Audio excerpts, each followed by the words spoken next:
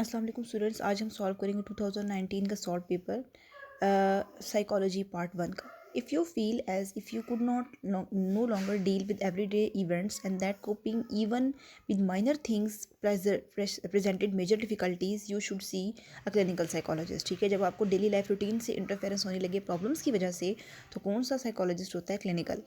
Which area of psychology is utilise in other sub fields of psychology? तो जाहिर है इसका आंसर है एक्सपेरिमेंटल, के बाकी सब ब्रांचेस में एक्सपेरिमेंट होता है, तो एक्सपेरिमेंटल मेथड जो है वो हर ब्रांच में यूज़ होता है।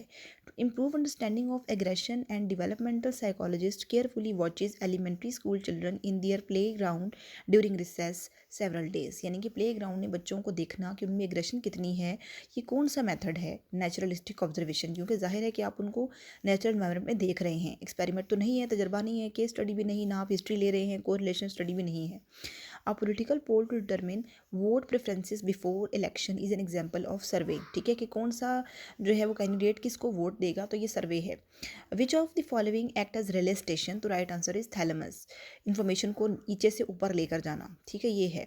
Which of the following regulates homeostasis as well as basic survival motivation? तो इसका राइट आंसर है hypothalamus. Eating, drinking, sexual behaviour, nurturing, इसमें सबसे इंपॉर्टेंट रोल हाइपोथैलेमस के। ठीक है।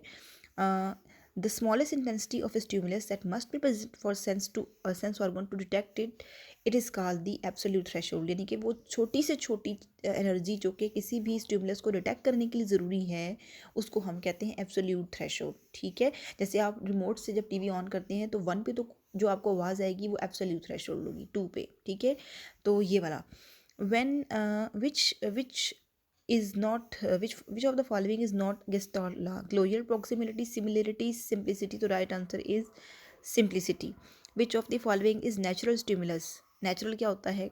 अनकंडीशनड स्टिमुलस, जिसमें जो आपने लर्निंग में पढ़ा था कि जिसको आप नेचुरल रिस्पॉन्स देते हैं, फूड के देखकर आप सबको सेलिब्रेशन होती है, तो वो है अनकंडीशनड स्टिमुलस। ठीक है, अच्छा। When an aversive stimulus follows a particular behavior, the stimulus is an example of punishment। ठीक है, जब एक ऐसा स्टिमुलस जो कि सख्त हो और उस वो स्टिमुलस एवर्सिव, ठीक है, हमेशा नेगेटिव। एवर्सिव का मतलब ही शदीद होता है, नेगेटिव वे में जाता है एवर्सिव स्टिमुलस। ठीक है, जैसे किसी को सज़ा देना, किसी को मारना, ठीक है, किसी को डांटना, these are all the examples of aversive stimulus. The form of memory that requires acknowledging that a given stimulus has been encountered before। जब आप एक स्टिमुलस को देख कर कहें कि मैंने इसको पहले भी कहीं देखा है, तो वो क्या चीज़ है? Relearning, recall, recognition, retention. तो इसे हम कहते हैं रिकॉग्निशन। ठीक है, क्योंकि रिकॉग्निशन तो आप तभी करेंगे ना जब आपने एक चीज़ पहले देखी होगी, उसे दोबारा देखेंगे, आप उसे पहचानेंगे। ठीक है, experiments have been shown that when insulin is directly injected into the bloodstream, it increase sleep, decrease hunger, decrease glucose level। ज़ाहिर है इंसुलिन जो है वो शुगर का लेवल कम करती है, तो इसका राइट आंसर है ये वाला। The need to establish and maintain relationship with other people is called the need for affiliation। लोगों के साथ राब्ते में रहना, लोगों के साथ दोस्ती बनाना, लोगों के साथ मिलजुल कर रहना। The joy of birthday, the grief of funeral and the happiness of wedding are excellent example of emotions. ठीक है, ज़ाहिर है सबसे कॉमन सा जनरल सा जो सवाल है ये वाला।